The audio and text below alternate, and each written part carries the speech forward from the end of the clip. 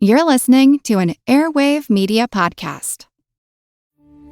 We took it all. We brought them to our land. An endless night, ember hot and icy cold. The rage of the earth. We made this curse. Carved it in the blood on our backs. We did not see. We could not, but she did. And in the end... What will I become? Senua's Saga. Hellblade 2. Play it now with Game Pass. Recorded in Chicago, Illinois, with your hosts, Ken, Matt, Neal, and Jeff. This is Triviality. Hello and welcome to Triviality, the game where a lack of seriousness meets a little bit of knowledge. My name is Neal. I'm joined here in the studio by Matt and Ken. How are you both today? Hello. Doing good. Awesome. And we have a lot of new listeners that have been tuning in lately. So if this is your first episode of Triviality, just a reminder, we have episodes that come out every Tuesday. They last right about an hour. And we're basically just a pub trivia style game show podcast with general knowledge trivia. You get about 30 questions a game. New episodes, as I said, every Tuesday with some bonus episodes every month. So if this is your first time listening, you're going to get that experience usually every episode. But if you want to check out some more niche topics, you can look through our feed and get some bonus episodes as well. We have new listeners? We do have some new listeners. At least we've been noticing on the numbers, unless it's just my mom, using multiple devices. Yeah. And Jeff isn't here with us today. Ken, my mom is smashing that like button. Smash and subscribe. She's big on the YouTube. Our other co-host, Jeff, isn't here today. What's he doing, Ken? I think he's pretty busy. I think he's getting a puppy. I think he's getting a puppy. Getting a puppy. Triviality's official puppy. Pound puppy. Is it called Dutch Boy, hopefully? I hope so. Oh, yeah, absolutely. And for anyone who's new, you'll find out what Dutch Boy is very, very soon. But today's special game is actually brought to you by bptrivia.com. We're super excited to play this game today, and we have a special guest host who put it together for us, and that is Bill Patschak. How are you, Bill? Good. Thanks so much for having me, guys. Glad to be here. Of course. We're super excited to have you on the show to play your game. Why don't you take a moment to tell everyone about what you do, what bptrivia.com is, and kind of what we're in store for today. Yeah, so bptrivia.com is a website we started in February 2020, me and my business partner, Colin. And it's an online trivia league, very similar to a lot of leagues that started up around the pandemic when a lot of trivia went to online only. So we have all kinds of quizzes. We have blitz quizzes, which are timed like quizzes, race against the clock that you get points for going as fast as you can. We have a monthly league where you get a set of 7 questions every day, and you do as best you can. And that runs every single month for 15 match days. We also have a monthly 100 quiz that you can play at your leisure. You have all month to do it, and you just get 1 point per correct answer. So we just have all kinds of content going on.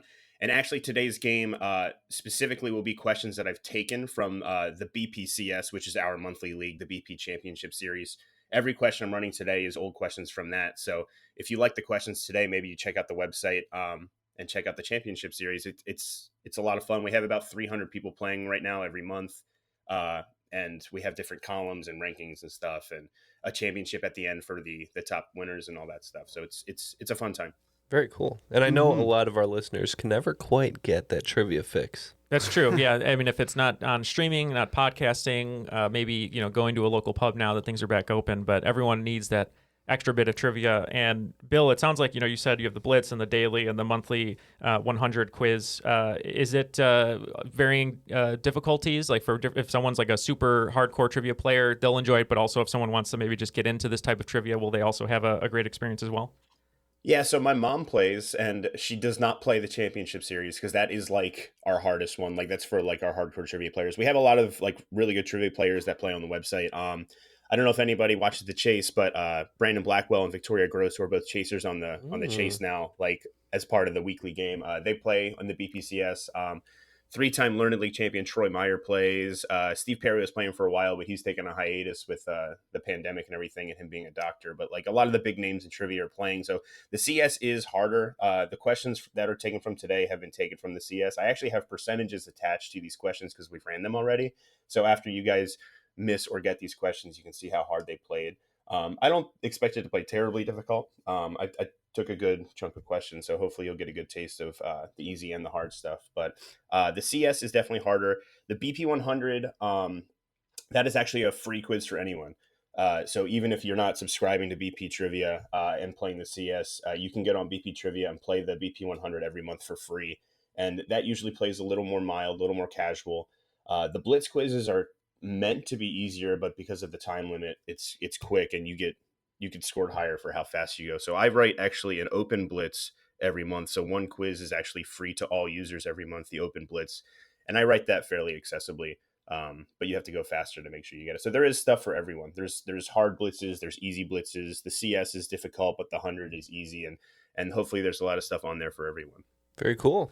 That's awesome. Well, one of our friends, Jill Hopkins, was on the chase recently against some of those wonderful competitors. So if you want to join, BP Trivia and play against some, heavy hitters here, and it might be a Dr. Steve Perry or maybe even the lead singer of Journey. You don't know. He could be over at BP Trivia. But thank you, Bill, for putting together today's game. And we need a player because Jeff is, at the dog adoption agency, The doggery, sniffing butts or grooming dogs, whatever he's doing over there to find the best Triviality mascot. But we need a special guest, and we have one today. He's coming to us from Mobile, Alabama, and he's an Oakland 5 supporter on Patreon, and that is Jake Sheets. How are you, Jake? Hello. Doing good.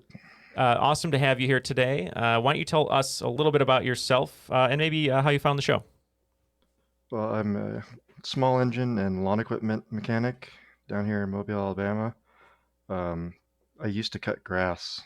So I was listening to podcasts while I was cutting grass. Oh, that's the best. I started off with No Such Thing as a Fish, then Trivial Warfare, and then eventually ran out of episodes and looked up trivia. And there's Triviality. It works. Awesome, and I'm glad that our voices helped soothe your ears over the sound of the lawnmower. There's some early episodes where you hear that in the background. That's true. Mostly weed eaters and hedge trimmers. Oh, good. Okay, so at least, you're able to hear us and our nonsense. But as Matt said, the early episodes, it always seemed to be someone mowing a lawn outside the window. Immediately. As soon as we'd hit record, they'd start mowing, we'd stop, and then they'd stop, and I don't know. Weird. Yeah. All right. Well, Bill, you have this game for us today. We're super excited to play. Jake, you chose Matt as your partner today. Any idea on a team name, Matt? Well, I think since Jake used to listen to us while cutting the lawn, I think that if you got the questions wrong, it'd be a real pain in the grass. All right. Pain in the grass for that team. And then, Ken, you and I are partnering today. Any idea for you? Well, I saw the band Sigur Rós last night. They sometimes sound like, whale noises. So let's just be whale sounds. Whale sounds. Oh, that sounds fun. All right. Some people, I think our podcast is whale sounds because they go to sleep with it. All right. Well, we're going to throw to the rules just so you can get a feel for the game and how it's going to be played. Let's have Darren do that in whale, though. All right. So our voiceover artist is going to do it in whale sounds. Here you go. The rules of the game are simple. 20 questions split into 2 rounds worth 10 points apiece. At halftime, there'll be a special swing round designed by this week's host.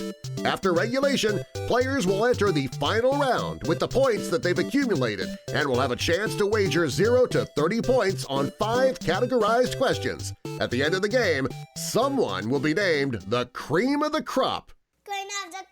It was still understandable. Yeah. Wouldn't it be great if I cut it in just whale noises over the theme song? And all the new listeners are like, what is going on? Yeah, I won't do that, though. All right, Bill, you have the keys to the car. Let's rock and roll. All right, guys. So like I said, all these questions are going to be taken from the BP Championship Series from bptrivia.com. So if you are a BP Trivia user, first of all, I appreciate your support. But second of all, you may have heard these questions. So hopefully you enjoy them again. Also, if you are a new user on bptrivia.com, we have a feature, which is the coolest feature. And sorry to get into this before we start the game, but we just implemented Quiz on Demand, which is a thing that at any point you can go on BP Trivia and generate a quiz with old questions. Because at this point, we have about 12,000 questions on the website because of how many quizzes we've written. So you can select your parameters, you can select your category, your difficulty, what quizzes you want to pull from, and click create a quiz up to 20 questions. And you literally can play along with a quiz of questions that we've already used. So if you are a new user, you can have access to play quizzes from like the last 2 years, which is super cool. That's super cool. Yeah. And it also gives you a link that you can send to your friends, and it creates a little leaderboard that you play against your friends. So like Matt, you could go on there and create a 20 question quiz, get crushed by it, send it to Neal, then he can get crushed by it. Then you send it to Ken and he gets on there and crushes you guys, and he can brag to his friends and stuff. So it's actually a super cool feature. I actually ended up using the quiz on demand feature when I got these questions because I set the parameters. I want BPCS questions. I want these categories. I want this, and just kind of like churned out questions and put together a little quiz for you guys. So, well, Matt, after this, we'll do a basketball challenge. Me and you. Yeah. Yeah. Okay. No, not really. Oh. You can definitely do sports. Sports is a category we have, and you can just select sports and generate a 20-question sports quiz, and you can set how hard you want it and what it pulls from. So, Or you could skip sports, which is what most people like to do. Yeah, it's certainly a niche category for some. It's either you know a lot or you know a little. So, all right, let's go ahead and get started here. Question 1, your category is notable poems. The 5th stanza of what poem opens cannon to the right of them, cannon to the left of them, cannon behind them, volleyed and thundered? That's the song from Reservoir Dogs, right, Ken? Spoilers. Stuck in the middle? Yeah. Cannon to the left of them, cannon to the right of them. All right, me and Neal put our heads together, and we have a reasonable answer here. Oh, so they have a reasonable answer. Do we have any kind of answer? It's one of those ones that I think Francis Scott Key did. Okay. Did he do the Star Spangled Banner? He did, and that was what I was going to say, but I was afraid it was going to sound dumb, so I hope it might be the right answer. The only thing I could think it could be. If it's anything else, I didn't know it. Okay. Francis Scott Key, Star Spangled Banner. Star Spangled Banner does have a bunch of other verses that we typically don't know about. So that was my original thought, but I think Neal was thinking of Charge of the Light Brigade. Yes. Yeah, and so that's what we're going to say.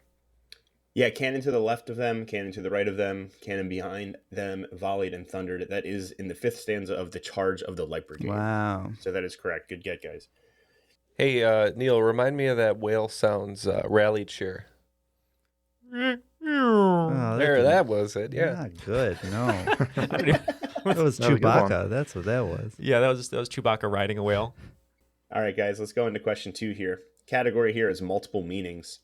A verb meaning to crimp the edges of a pie crust, the shallow grooves running along the side of a column or pillar, and the stemware most closely used to drink champagne all share what musically themed name?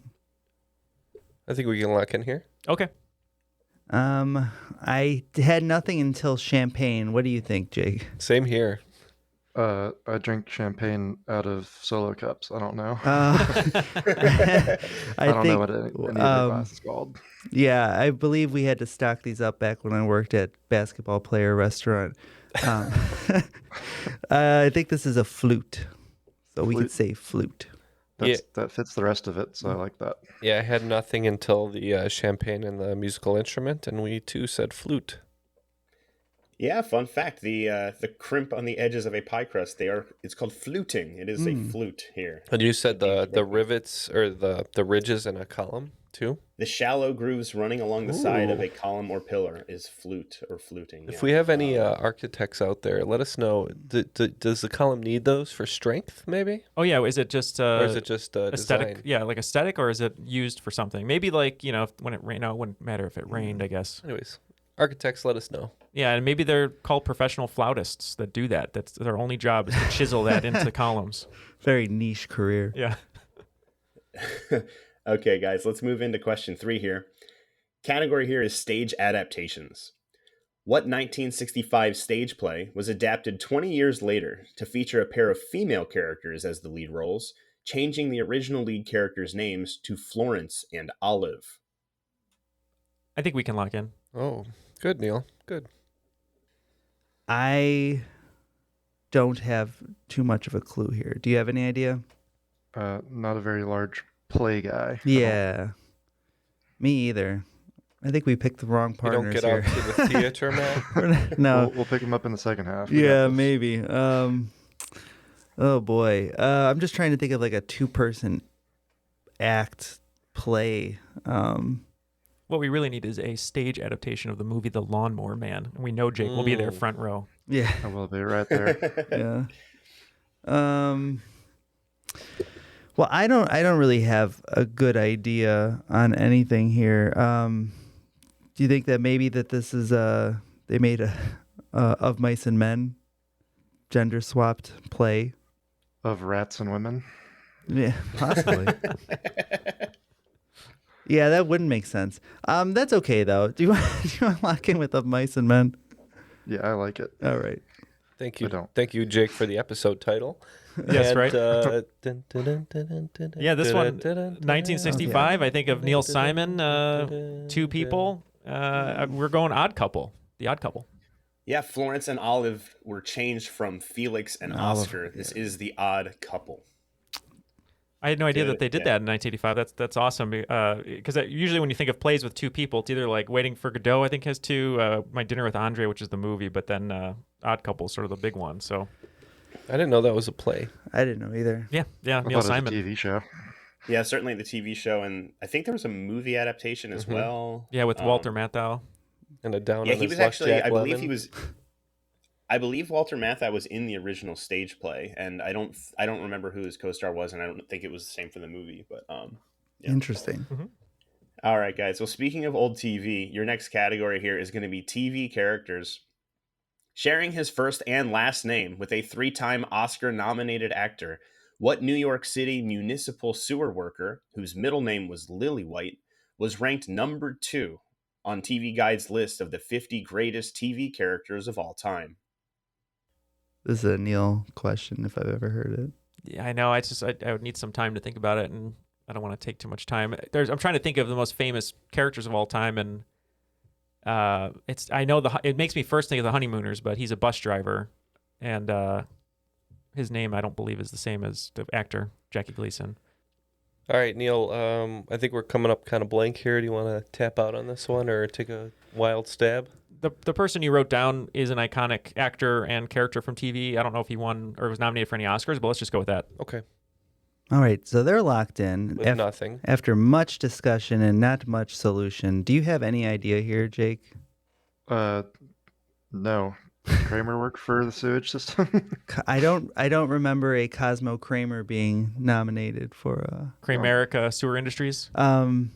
When you're looking at the top 10, these lists are always like Hawkeye from MASH, I believe, is always up there. Sam Malone was one of my guesses, but he was a baseball pitcher. I don't think he worked at the city. And then Andy Kaufman's character from Taxi is also up there. And I don't know if he worked at the taxi company or that was said in New York City, but I don't know his name either, so I got nothing when it comes down to it. And you have nothing either, right? They said Daniel Day-Lewis. Yeah, that is also that's another wrong answer we could throw in there. What's an Oscar-nominated actor? See, and there's many men who have been, and women, I don't know, but he said actor, who have been named, who have 3 Oscar nominees. So that's a tougher route to go through, I think. It's a nice, boring Oscar name. Yeah, and that's why I liked Sam Malone, because I feel like that could be a name. I'm fine with it. Okay, we're gonna go Sam Lillywhite Malone. Yeah, we thought about Andy Kaufman's Taxi character, but again, we also didn't know his character's name, so we went with Bob Newhart, right? Mm-hmm. Okay. One of you actually said the TV show this character is from. It is the second, probably the third most famous character after Ralph Cramden and his wife. His friend is named Edward Norton. Oh, that's right. Edward Norton is Ralph Cramden's best friend on The Honeymooners. Apparently the second best character of all time. Not a show I've ever watched, but apparently they love their Ed Norton. And then obviously Edward Norton, the actor, nominated for, I would guess, American History X, Birdman, maybe. Hulk. And what do we think? Right. Yep. Definitely the Hulk. Definitely Hulk. Yeah, don't The even look it up. Incredible Hulk. It's definitely Hulk. I should have known Oh yes, that. the Incredible Hulk. Yeah. I should have known that because Mel Blanc, who famously did Bugs Bunny, he also did Barney Rubble on the Flintstones, and he initially did his own voice for the Flintstones, but then was told if you could fashion it after Edward Norton from the Honeymooners to do his voice, which is the "Hey Fred," that kind of voice. There you go. What do we Old think the people third made Edward the Norton list. movie is? Because I That's can't why think old of people it. shows are on it. Fight Club? We'll check the mainframe as you move on, and we'll let you know. Okay. Maybe Fight Club. I feel like I would know that, but I don't know. I'm probably just missing something major. The next question, the category is the Iliad. According to the Iliad, what Trojan prince, a notable leader in the defense of Troy, was the last person killed by the mythological hero Achilles, or Aeschylus for game show fans? This legendary fighter shares a portion of his name with a portion of his mother's name. And the mainframe is checked in. Primal Fear. Oh Oh, yeah, his that's early such a good role, movie. Primal Fear. I thought it might be that, but I didn't want to sound silly. No, that's a good movie with Richard Gere. Yep. Primal feels really. Do you have really an fun. idea on this question? I only have an You've idea. seen Troy, yes? I have seen Troy. So the older prince? If it's who I think it is, I'm guessing it's Eric Bana. Bana? Yeah. I know the name. All right, I do too. Okay, so we're gonna lock in with Eric Bana, but his actual name when we do say our answer. Yes.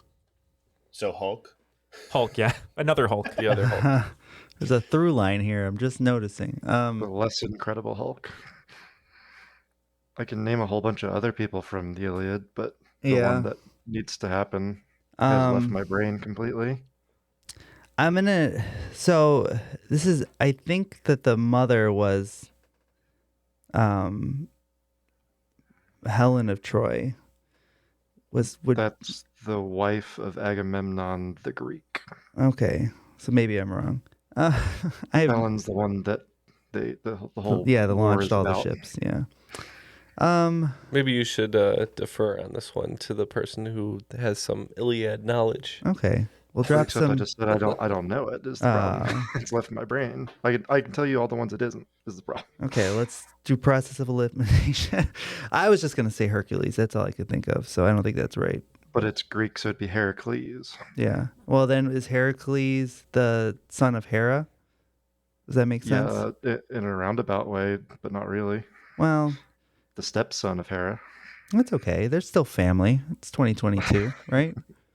I've seen This Is Us. I know how this works. Do you want to go with Heracles then? To get things moving, we'll go with Heracles. All right. Now, in the Nutty Professor Greek version, does he say Heracles, Heracles? Yeah, instead? I don't know.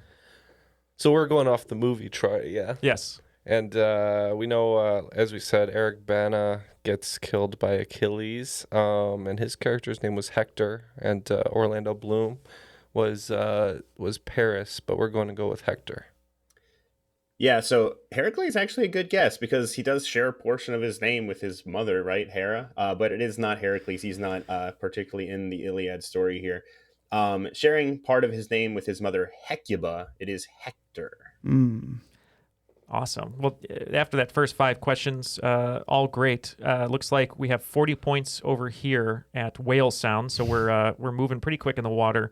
And team Pain in the Grass, only 10 points, but the engine's just getting going. You guys are going to cut up some extra questions here in the second half.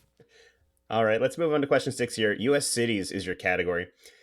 What U.S. city of nearly 95,000 people, the 5th largest in its state, is situated roughly halfway between Cleveland, Ohio, and Buffalo, New York? Maybe? Yeah. You want to go with that? Yeah. All right, we're going to lock in with a fun guess. So we're probably looking in Pennsylvania, right? Does that sound right? There's not much in the way between Ohio and New York. Mm-hmm. And there's not very many big cities in the top of Pennsylvania. Yeah. Pittsburgh's all the way down south. Philadelphia's all the way down south. And then the only other ones that I can even name would be Hershey. They're probably thinking Scranton. I know. I think that it's a large city. 95,000 seems right. There's Albany on the west side of New York. I think.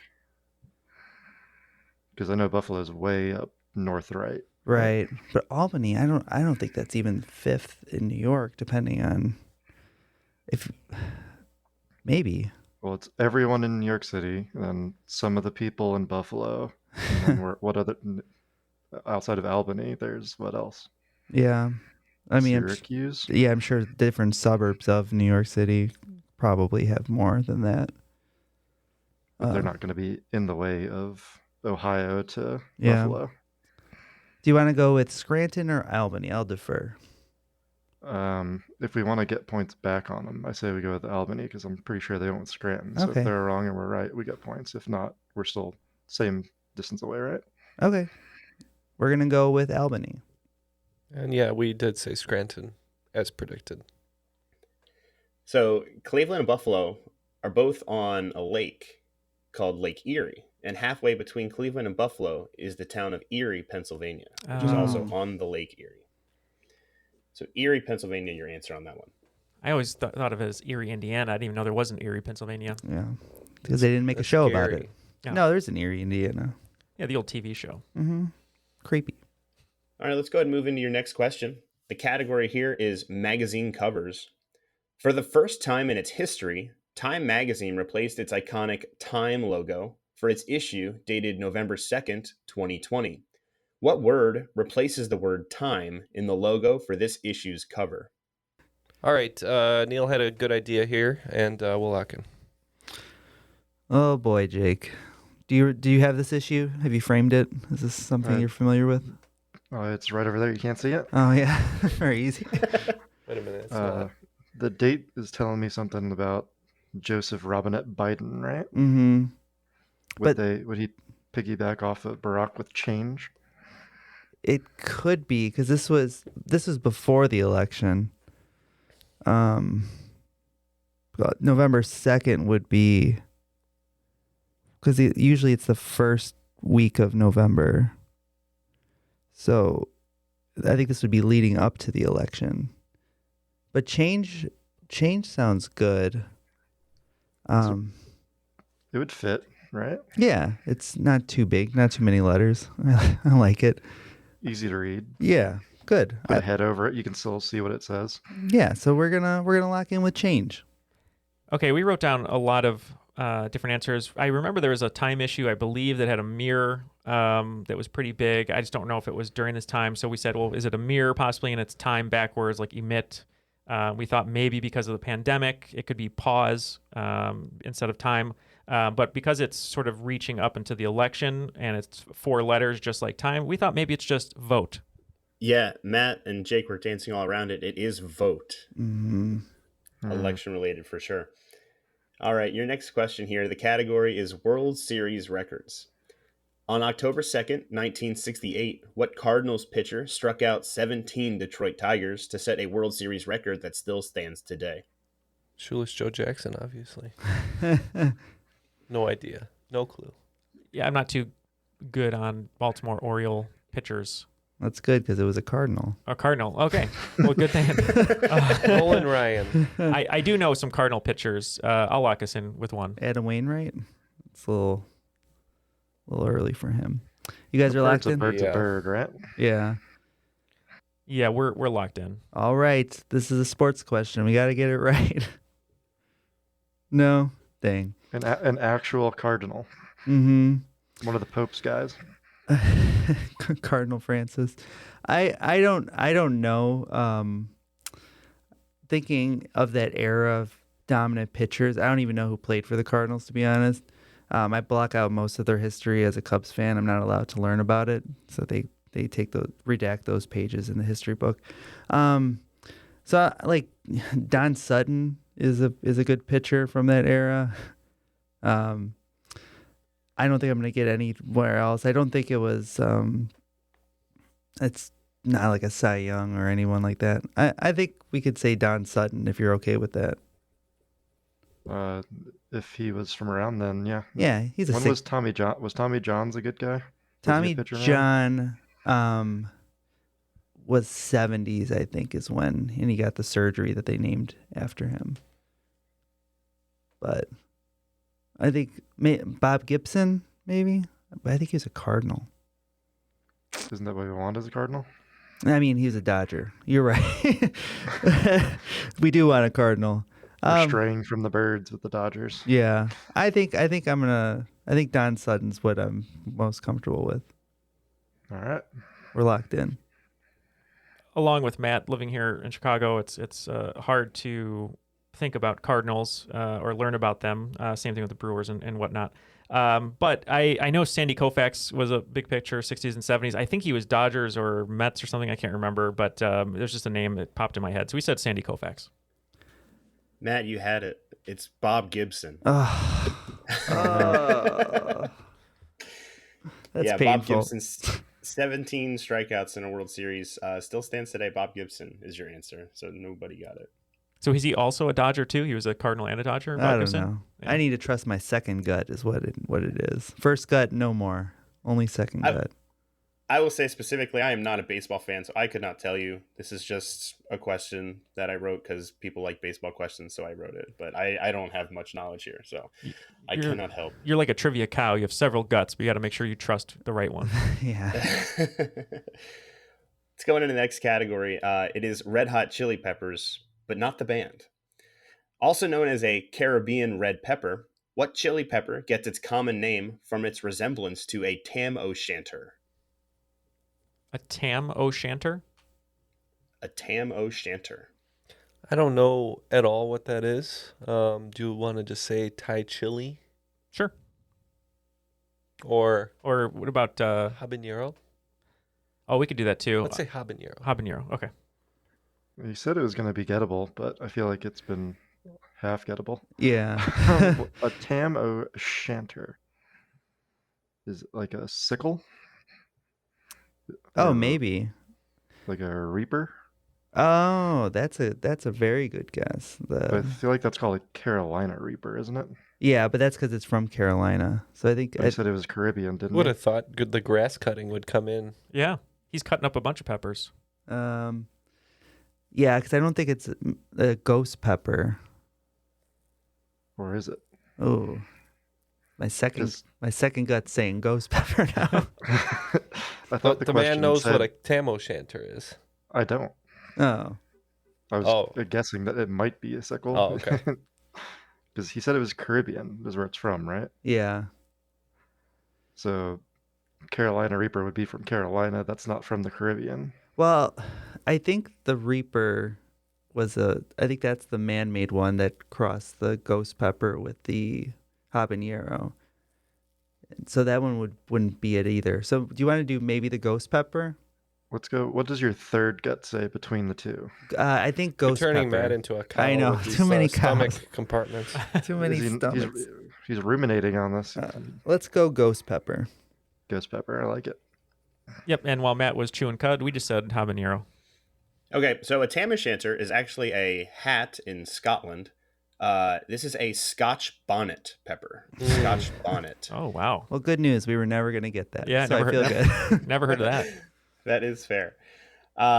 We have one question left in round one. This category is song title inspirations. According to an interview with Howard Stern, Billy Joel originally had an S at the end of what song title, as it was conceived on an occasion when he was surrounded by Christy Brinkley, Whitney Houston, and his then girlfriend, Elle McPherson. Classic trivia question. That's right. I think I wrote something similar to this. Yeah. Just because of the model connection. It was a different angle, though. But you said it right away. You, too, as a child, were surrounded by those three in your bedroom on posters, right? That's true. I moved the posters around a little bit so that my eye line would always change, so I felt like I have a new girlfriend. every angle I looked But really, at. you had none. I had none, yeah. Me too. I assumed all your posters were Patrick Swayze.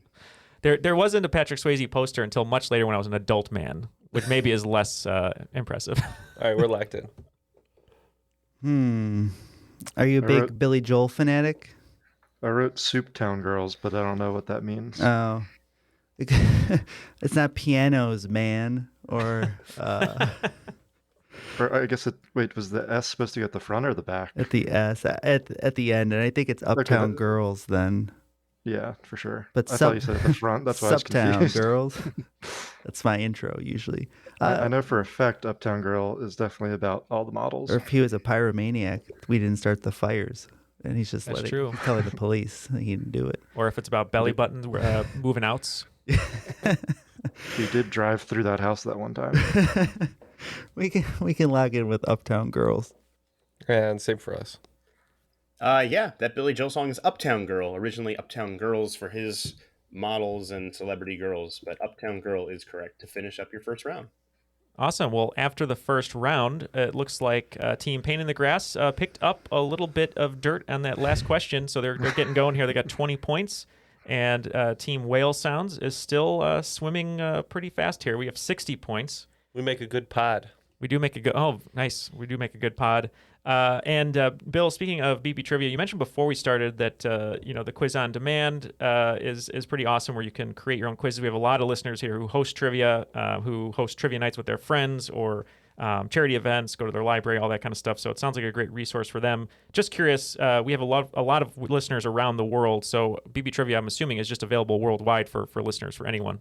Yeah, as of right now, it is available. We actually have a lot of players from the UK that are on BP Trivia. We had our championship tournament, our live tournament, at the end of last year, and we actually had someone from the UK qualify for that as one of our 12 finalists. So Sean Webb from the United Kingdom qualified as one of our top 12. So he also qualified again for this tournament. So he'll be in it again. Essentially, the top finisher for each month will qualify for the tournament. Last year, we did one per month for 12, and now we have actually more people, so we do 2 columns.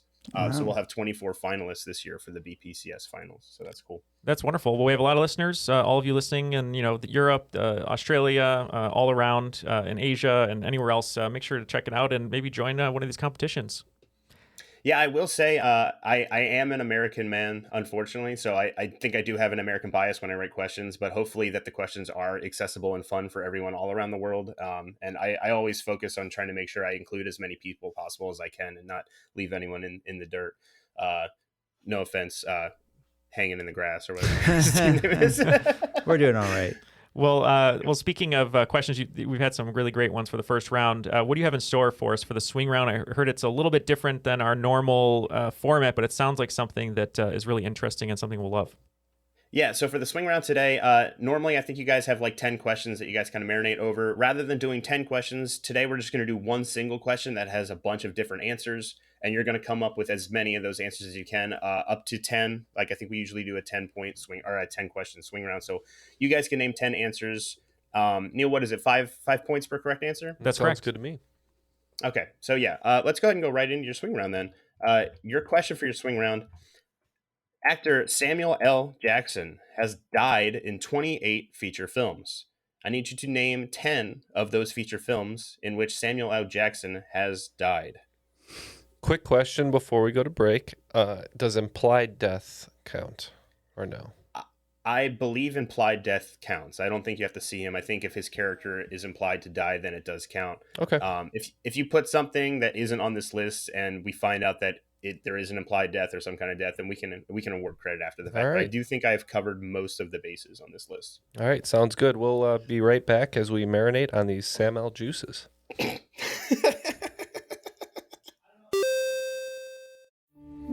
We took it all. We brought them to our land. An endless night, ember hot and icy cold. The rage of the earth. We made this curse. Carved it in the blood on our backs. We did not see. We could not, but she did. And in the end, What will I become? Senua's Saga. Hellblade 2. Play it now with Game Pass. All right, we have our 10 movies lined up. So maybe we should just go down our lists and then we can hear the full list and see how we did. Cool. Do you want to go first, Ken and Ken? I'm on your team, Neal. Yeah, that's right. Do you want to go first? No, I do. Our guest, Jake and Matt, Pain in the Grass. Would you guys like to go first? Sure. Let's do it. You say one, I'll say one. We'll go back and forth. All right. So I'll say Deep Blue Sea gets ate by the shark. We'll say episode 3, Revenge of the Sith. Good call. Django Unchained. Avengers Infinity War. We got the Hateful Eight. We said Glass. We got Pulp Fiction. Jurassic Park. And Jackie Brown. And then last, Die Hard 3, which I don't think is right. Pretty good list. We went with, I'll just do them all if That's you don't fine. mind.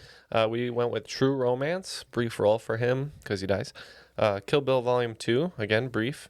Jackie Brown, Django Unchained, Jurassic Park, Goodfellas, Deep Blue Sea, Hard 8, Kingsman, The Secret Service, and 187.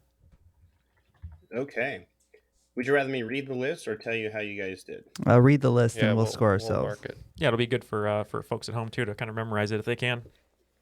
All right. Here are your 28 films in which Samuel L. Jackson dies. I believe they are in chronological order.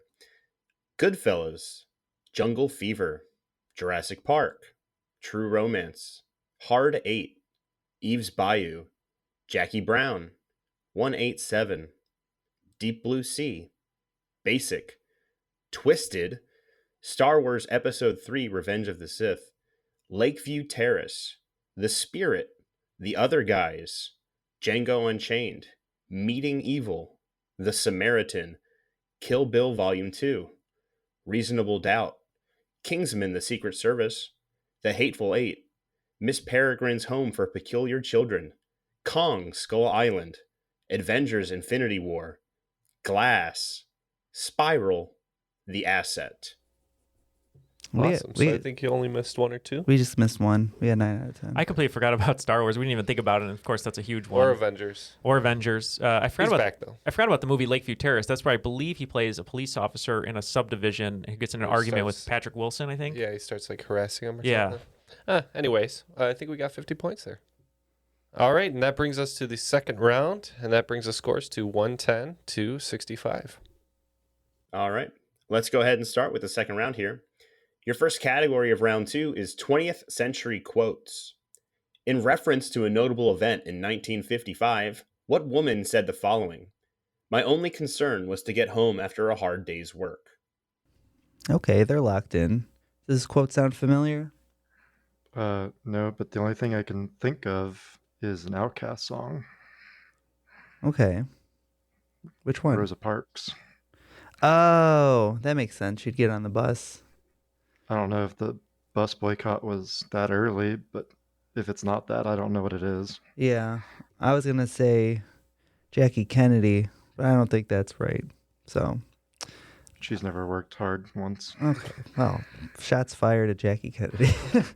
Wow, may she rest in peace. Yeah, that's all right. I shouldn't say shots fired at a Kennedy. Let's go with Rosa Parks. I'm keeping it in. We too said the Rosa Parks bus incident. My only concern was to get home after a hard day's work. This is Rosa Parks. Very good. Great A+ job. Outkast reference too. Yes, great job all around. I do like that song. Let's go into your next question here. NHL goalies is your category. Between 1991 and 2015, goaltender Martin Brodeur racked up an impressive 691 wins, which makes him the all-time NHL leader in regular season wins. Brodeur played the majority of his career with what team, helping that team win 3 championships during his tenure? We're locked in. I'm I think curious. we're all locked in. Yeah, you're wearing a Golden Knights shirt, so I assume you're a hockey fan. I grew up in Belleville, New Jersey, too. So Oh. There you go. Gotta support the team. So we'll say hop the on a train. The Devils. Yes, this is the New Jersey Devils. And fun fact, this is actually, percentage-wise, this is one of the harder questions that I am running today based on the website. Yeah. Yeah, it's the one where we're like, "Pff, whatever. Yeah. Easy. Funner fact, I played hockey with Brodeur's son. Oh, that is funner. a fun fact. Cool. What position Yeah. did he play? He was playing a goalie. I was goalie on the other side of the... Oh, did you guys have a fist fight at some point? How'd that go? Definitely junior hockey fist fight at a pickup hockey game. You gotta love when the goalies drop the gloves. That's how you know. All right, question 3 of round 2. Category here is figures of speech. The line, all the world's a stage, from Shakespeare's As You Like It, is one of the most well-known examples of what figure of speech? We're locked in. What do you guys remember from your high school English? Simile is when you say like or as, and metaphor is when you don't. So Yeah. it's a metaphor, right? As you like it. No, that's the wrong part. of All the world's question. a stage. All the All the world's world's a a stage. stage. We had to recite this Oh. in Mr. Moe's Arts and Humanities class, Ah. like a monologue. Everyone had to do it up, their own version of it up on a stool. That's cool. And then Oh, he did yes. it. He put his leg up on Did the you, stool. Did you do yours as a 1930s gangster? All the world's a stage, see? Yeah, and I just added C, and which Shakespeare probably would have been okay with. Yeah. So if we said this podcast is torture, that's a metaphor. But if we said if it was like torture, it's a simile. Yes. So this is a metaphor. This is a Yes. metaphor. It's A all a metaphor. metaphor. It's not really torture. No. Yeah, we said metaphor as well. Yeah, all the world's a stage. That is a metaphor. Metaphor is correct on that one. All right, let's go ahead and move on to the next question here. Round 2, question 4. World leaders is your category. Holding the position from 2001 to 2010, Gloria Macapagal Arroyo was only the second female in the history of her country to hold the office of president. Who was the first, serving from 1986 to 1992? Yeah, we could do that. Okay, we are locked in with somewhat of a guess. Maybe we can guess a country. Yeah, I think Venezuela had a female president or Colombia somewhere.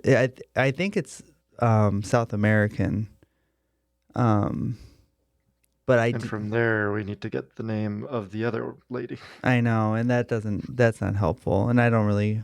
World history is probably my actual weakest point, because at least with books, there's only so many that people ever ask questions about, and I can guess through them. But there's a lot of people in history, and I don't know these. Do you want to go with a Lucky Lopez?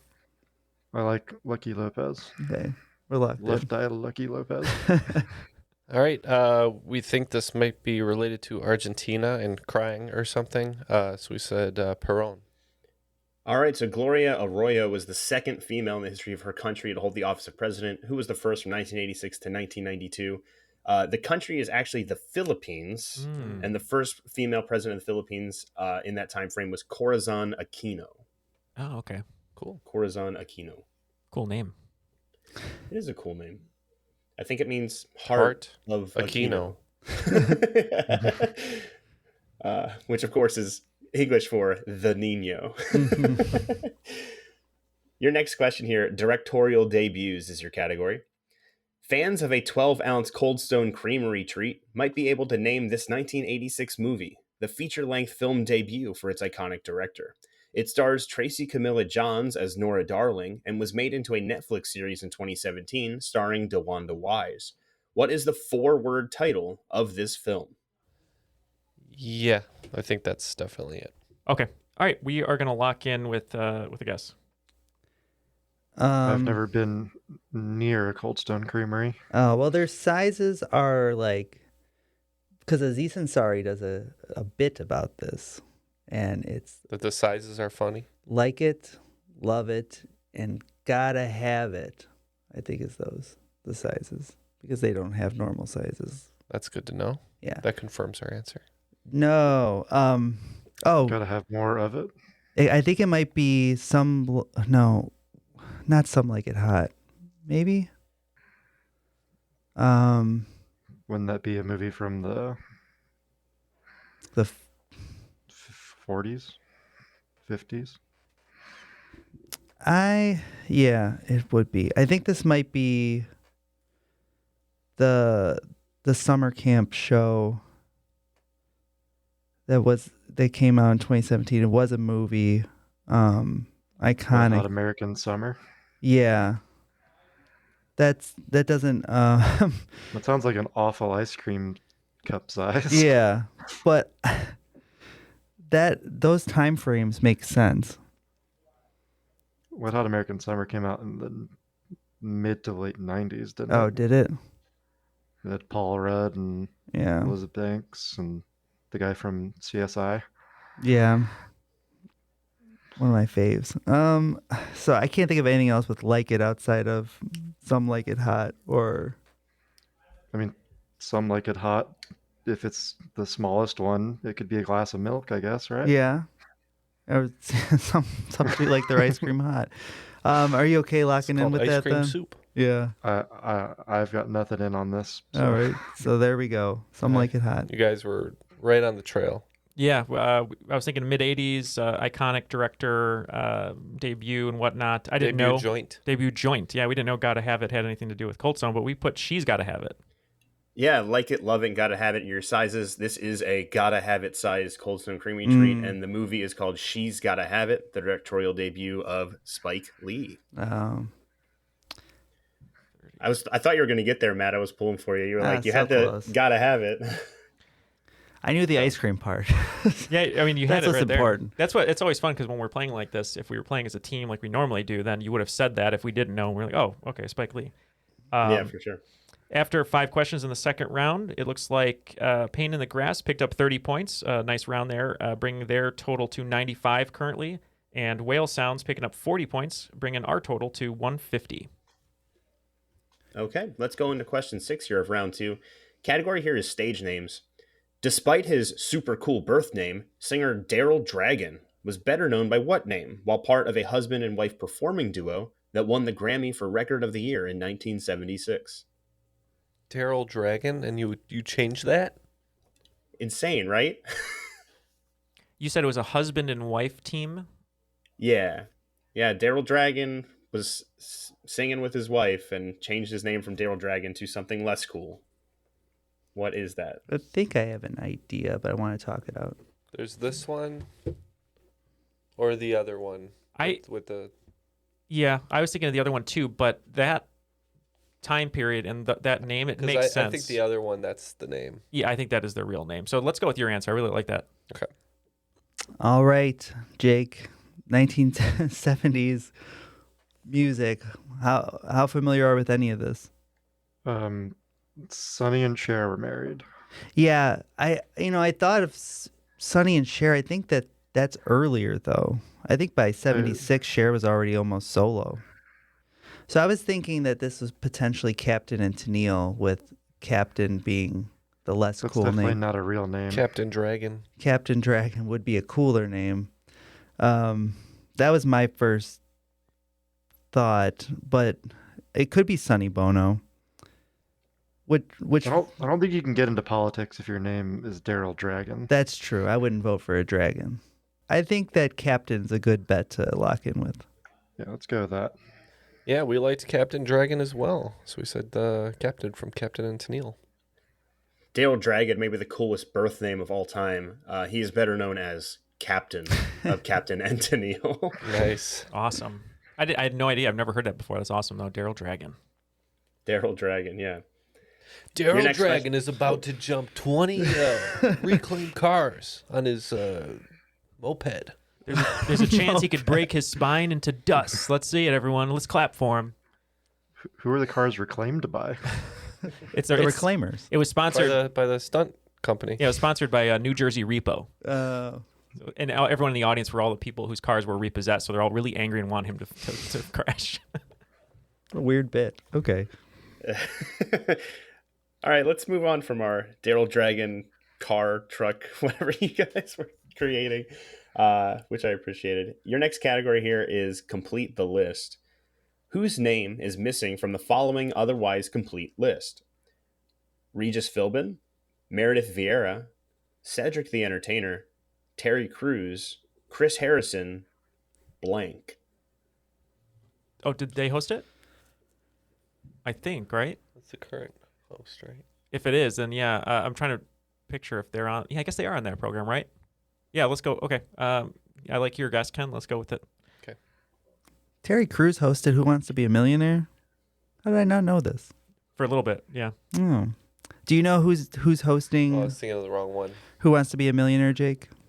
I don't. I was thinking, what did you do? Good Morning with Regis and Kelly. Yeah, that's the other one though. Neal. There was Regis. Well, that would be because Michael Strahan does it with I think Kelly Ripa still. I don't know, but I'm pretty sure that these are all Who Wants to Be a Millionaire hosts. But I'm trying to think of who does it now. So I was thinking of the daytime show. Right. But if that I think we're wrong. Oh, okay. All right. I think they're right. Yeah. Well, we're right in that we know what show it is. We're wrong in that I don't know who the host of this is. Is it a personality? Is it a... What is her name? She's Sue Sylvester on Glee. Jane Lynch. I think Jane Lynch hosts it now. No way. Cool. I think that's possible. If that's in your fourth gut, I like it. Yeah, I think we'll lock in with Jane Lynch. Yeah, I was thinking of the daytime show. So I said that football player. Yeah, because you show me your teeth, and I knew you meant Michael Strahan. Yeah, because I didn't know his name. I thought he did host Millionaire, but I also wrote down Tom Bergeron from Dancing with the Stars. I don't think so. I feel like anyways, we locked in with Michael Strahan. Michael Strahan. Okay, so it is Who Wants to Be a Millionaire hosts. You guys have named hosts of other shows. Michael Strahan, I think, is the current host for Pyramid, $100,000 Pyramid or something. Jane Lynch is currently hosting The Weakest Link. That's what I saw. Yeah. So during the pandemic, Millionaire came back with a celebrity-only version for a couple months. And it was actually David Chang, the celebrity chef, won $1 million, the first celebrity contestant to win $1 million. The host of that show was Jimmy Kimmel. Oh, right. yeah. Duh. Yeah, they had the app and everything. Yeah. Yeah, so Jimmy Kimmel, your points on that one. Man, I thought Jane Lynch was a good poll. I was so No, happy it was. with When you said it, I was like, I think it might be Weakest Link, but you could be right. Yeah. I saw a billboard with her for some kind of quiz show, and I was like, oh, that's weird. Yeah.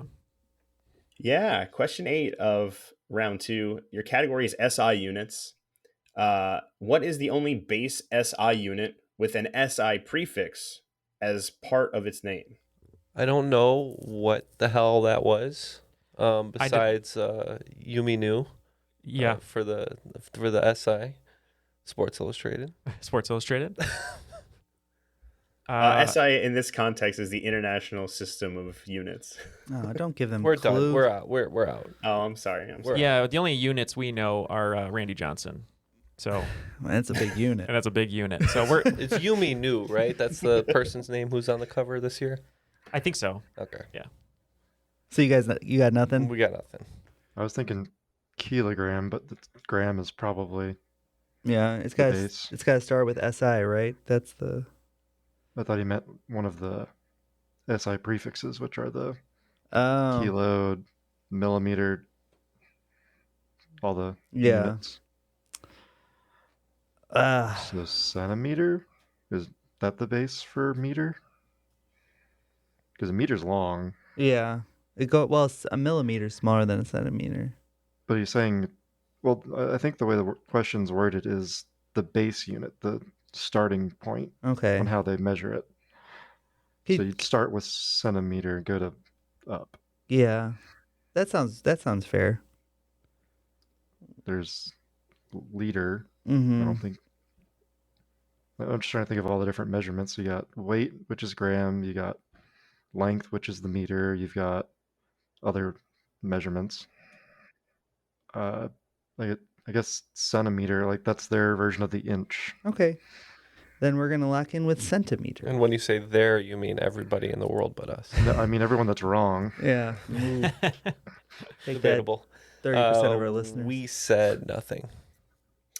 Okay, so I've pulled up a list of these 7 SI base units because I don't know these off the top of my head.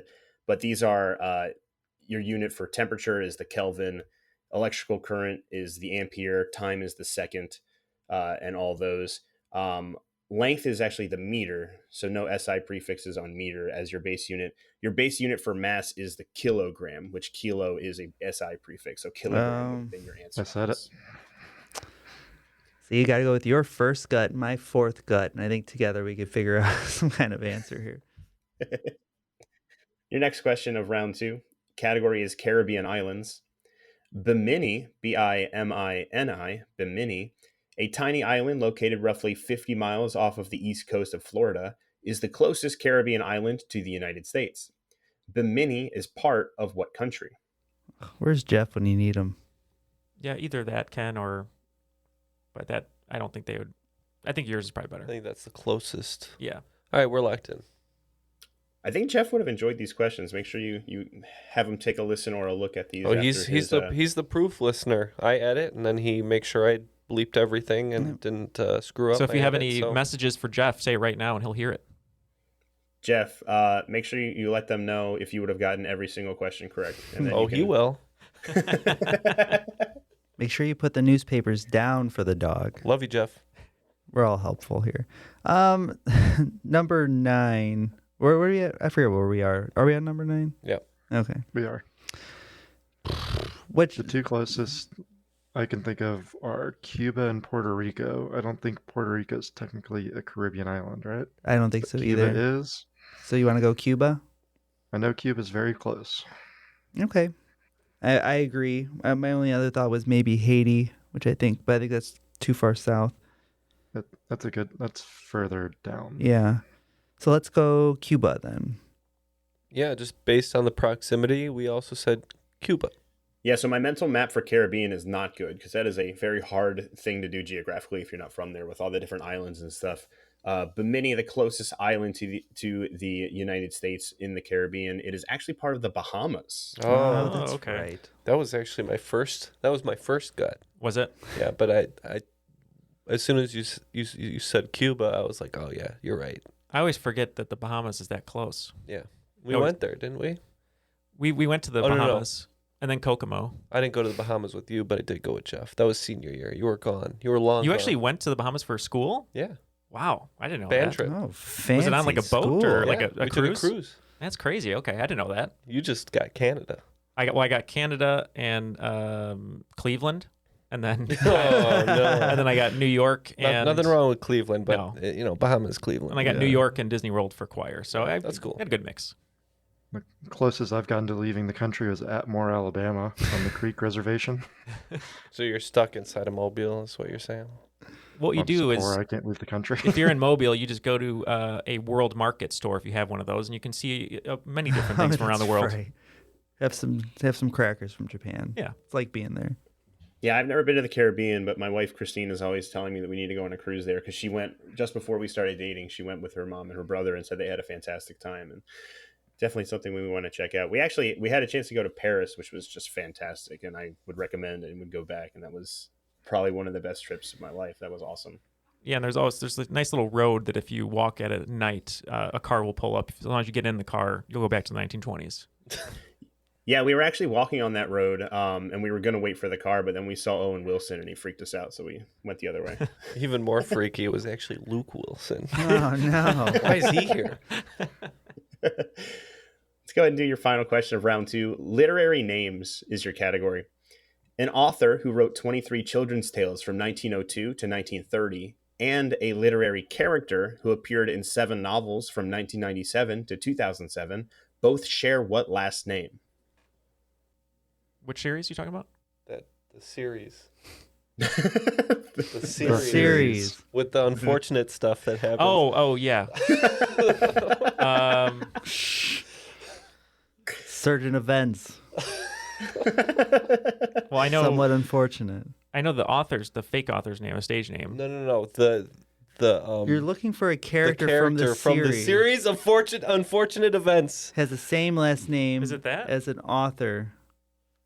I can't really link this up, so let's go with your original answer. That was a guess, and we'll lock in. Do you have any idea on what the 97 to 2007 book series is? No. Because my thought was that it's Harry Potter. Harry Potter. That's the right time. Yeah. So I started thinking of characters, and I think Longbottom might be an author. Neville Longbottom. Yeah, but then it started thinking Hermione Granger. What's Ronald Weasley. is there a Weasley author maybe? Any of those jump out at you? What about Granger?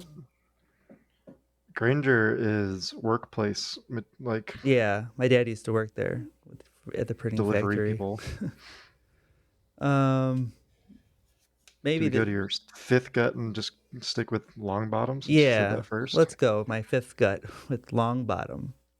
I think You never considered Potter? Yeah, I think you said the answer, even though we locked in with Frank L. Baum, which is wrong. But when you said Harry Potter, I was like, oh, Beatrix Potter wrote kids' books. So we locked in with Baum, though. It is Beatrix and Harry Potter. Yeah. We need to be on the same team, guys. That's what it is. That's the problem. Yeah, collectively, you guys would be getting every question, but without collectively, you're missing them. So it's, yeah. It just shows us how much we need to be together. After regulation, it looks like Team Pain in the Grass is picking up 10 more points, bringing their total before the final round to 105, and Team Whale Sounds also picking up just 10 points, bringing their total to 160. So before we get to the final round, thank you for the Whale Sounds, Ken. Before we get to the final round, figure out who's going to win with all these wagers. It's anybody's game, really, at this point. Bill, you said for Triviality listeners who are listening right now, you have a very special code and offer for them. Yeah, so bptrivia.com, the website, it's subscription based. You can sign up for $5 a month or $50 a year to play any and all content on the website. If you're listening to this episode, we have a special offer for Triviality listeners. If you go to bptrivia.com/triviality, you'll be taken to a sign up page to get 1 free month of BP Trivia. So you can try it out for a month, play around with it and see if you like it. And if you like it, please continue playing and supporting us. But if you don't, then, no harm, no foul. You can try it out. So once again, that's bptrivia.com/triviality. And you can grab a free month of BP Trivia. You have nothing to lose, people. That's true. But we have a lot to lose. But a lot to gain. And a lot to gain. So speaking of losing and gaining, Bill, what are our categories that we're going to be wagering on today? Yeah, so we have 5 final questions tonight in the categories of episode titles, 21st century actresses, rock and roll Hall of Famers, business numbers, and board game potpourri. All the wagers are now locked in. Both teams are living large. 20s all the way down for in the grass. What do you guys call it? Pain in the grass. Pain in the grass. Pain in and the grass. whale sounds, putting it all in on the table, 30 points each. Looking to make a big splash. Ooh. All right, let's go and start with your first final question. The category is episode titles. The word dick appears in the titles of 110 of the 139 total episodes of what TV sitcom that debuted on January 9th, 1996? 21st Century Actresses. Winning Best Supporting Actress for her performance in the 2014 film Clouds of Sils Maria, who is the only American actress to win an acting award at the César Awards, the French equivalent of the Oscars? This 34-year-old actress earned her first American Oscar nomination in 2022. Your next question, Rock and Roll Hall of Famers. Mel Mel, The Kid Creole, Keef Cowboy, Scorpio, and Raheem made up what quintet that, along with their leader in 2007, became the first hip-hop group to be inducted into the Rock and Roll Hall of Fame? Your next question, business numbers. Added to the Dow in 1997, what company with roughly 2,300,000 employees and 10,500 locations worldwide has the alphabetically last stock symbol in the Dow Jones Industrial Average? And your final question, board game potpourri. Which Clue character, or Cluedo for our international listeners, was replaced by Dr. Orchid in 2016? Dr. Orchid takes over this character's starting spot between the kitchen and the ballroom. All right, we have our questions. We'll be right back with our best answers.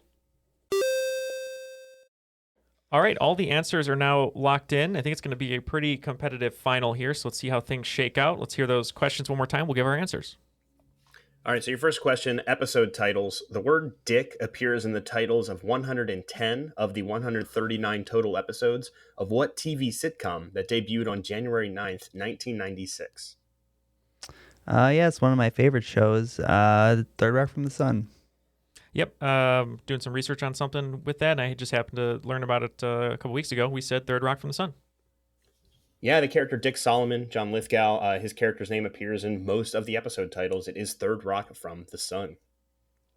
21st Century Actresses, winning Best Supporting Actress for her performance in the 2014 film Clouds of Sils Maria, who is the only American actress to win an acting award at the César Awards, the French equivalent of the Oscars.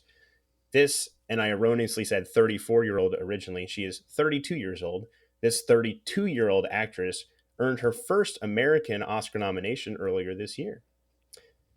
So for this one, I wasn't sure initially. I was trying to think of what actresses that are American do the French love, and I said who would have gotten an Oscar nomination for the first time this past year. And then when I said the actress's name, Ken said that they were in the movie, which I didn't hear of before. I think. You think. But I'm pretty sure Kristen Stewart is loved by the French and was just nominated this past year for the first time, so that's what we locked in with. Ooh, that's a good guess. We went with a name that sounded French, and we said Jessica Chastain. Just a little French. Just a little. This is one of my favorite trivia questions of this episode. I really, really like this fact that she won a César Award in 2014 before anyone even respected her in America as an actress, and no other American actress has done it. She did earn her first Oscar nomination this year. She played Diana Spencer in the movie Spencer. It is Kristen Stewart. Wow. Yeah, Twilight took a real dent out of certain people's careers, and they had to work their way back up. Yep. Even though they're great. And now one's Yeah, Batman. Two Good people for him. specifically. Yeah. Yeah, and Kristen Stewart is legitimately a fantastic actress. Like, if you watch Twilight, she's not the most fun or the best, but like any other movie, she's fantastic. And my friend Andy has gotten me hard on Kristen Stewart. She's fantastic. So Nice. good to get on that one. That was also statistically the hardest question of the game from the website. So Good job, Neil get. and Ken. Yeah, it was a team effort. Rock and Roll Hall of Famers was your next question. Mel Mel, the Kid Creole, Keith Cowboy, Scorpio, and Raheem made up what quintet that, along with their leader in 2007, became the first hip-hop group to be inducted into the Rock and Roll Hall of Fame? This one was someone who sort of ushered in the world of hip-hop, with DJing and whatnot. We locked in with Grandmaster Flash and the Furious Five. Yeah, that's 5 of them. We figured that was the Furious 5. We said Grandmaster Flash and the Furious 5. Both of you correct. Grandmaster Flash and the Furious Five. Your next question was business numbers, not business ethics, unfortunately. Mm-hmm. Added to the Dow in 1997, what company with roughly 2,300,000 employees and 10,500 locations worldwide has the alphabetically last stock symbol in the Dow Jones Industrial Average? Boy, that's a lot of employees and locations, and this company comes pretty late in the alphabet. We said Walmart. Yeah, it's a good thing it's not about business ethics because we also said Walmart. Got him. Take that, Walmart. Alphabetically last on the Dow Jones is Walmart. In your final question, board game potpourri, which Clue or Cluedo character was replaced by Dr. Orchid in 2016? Dr. Orchid takes over this character's starting spot between the kitchen and the ballroom. This one, thankfully, I learned from watching Matt's stream, which you can catch at twitch.tv/trivialitymatt every so often here. Maybe you'll be using some BB trivia questions. You never know. It's possible. But this one, we believe they changed it because they didn't want a housekeeper in the game anymore, and they changed it from Mrs. White. So that's what we locked in with. Yeah, I definitely learned this while doing research for a question that I used on my stream at twitch.tv/trivialitymatt that you can catch all the time, so please subscribe. We said Mrs. White. Yeah, Dr. Orchid in 2016 replaced the housekeeper, Mrs. White. The game is over, and it looks like with the scores tallied, Team Pain in the Grass picking up 60 points, bringing their total to a respectable 165 points. 165 grasses cut. That's true. It's a lot of money to put in the lot jar. of blades. Mm-hmm. Yeah, to go to the end of the year concert or something after you mow lawns all summer or something. But Pain in the Grass picking up 150 points in the final, bringing our total. Not Pain in the Grass. That's not a pain in the grass. Whale sounds. Whale. Oh, is that what I said? Whale sounds. We're picking up 310 points, making us today's cream of the crop. The cream of the crop. Nobody does it better. That's why you don't distract Neil during his announcement. Yeah, after that recap, I think they are no longer the cream of the crop. That was a little math rough. is so hard for me. If I get distracted doing the score, it just ruins it for me. So, but hey, great game. Yeah, no, it was a great game. The questions were amazing. Really well put together game. Love the swing round idea. A good challenge. Very good challenge. We'll get to Bill to close us out here. But Jake, thank you very much for joining us today as a contestant, partnering with Matt. We loved having you on the show. We love your support. Any shout outs, final words, anything from you? The floor is yours.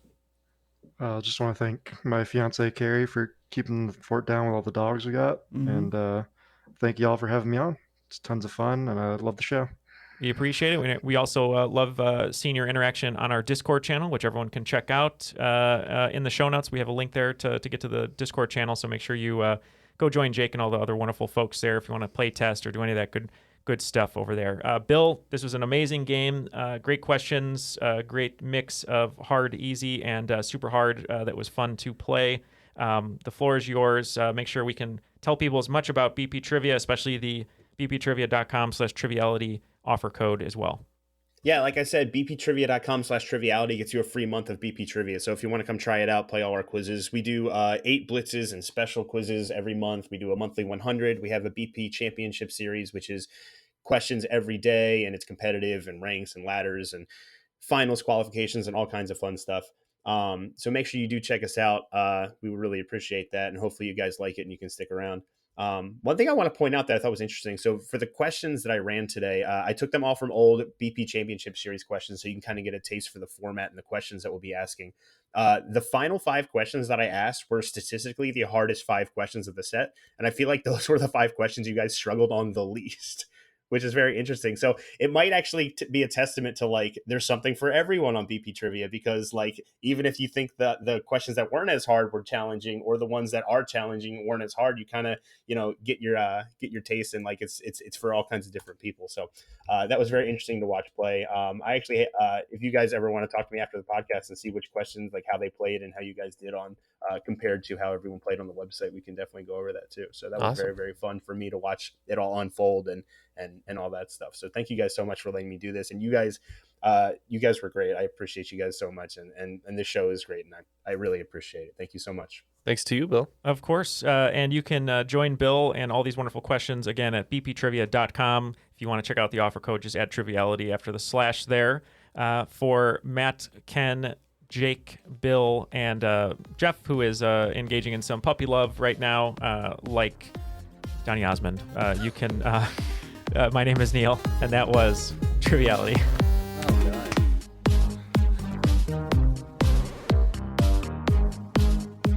Yeah, fans of the movie That Thing You Do. They are from Erie, Pennsylvania, if I remember correctly. Fantastic movie if you haven't seen it. I really like that one. It is a good movie. They just play that song too much, though. That's the point of the movie, right? Yeah. Follow-up trivia question on That Thing You Do. Do you know who wrote the song That Thing You Do? He was more famous for a song that he wrote in the early 2000s about a titular female character. Steve Zahn. Yes, Steve. I think it's the dude who wrote Stacy's mom, Fountains of Wayne. Yeah, it is. Oh, really? Yeah, I don't know his name, though. What's his name? That's cool. Wayne. Wayne? Adam Schlesinger? Yeah, that's right. Yeah. Yeah. Yeah, he's talented. That is interesting. Yeah, he wrote a lot of songs for different... I think Music and Lyrics with Hugh Grant and Drew Barrymore. He wrote a lot of those 80s pop songs as well. Mm.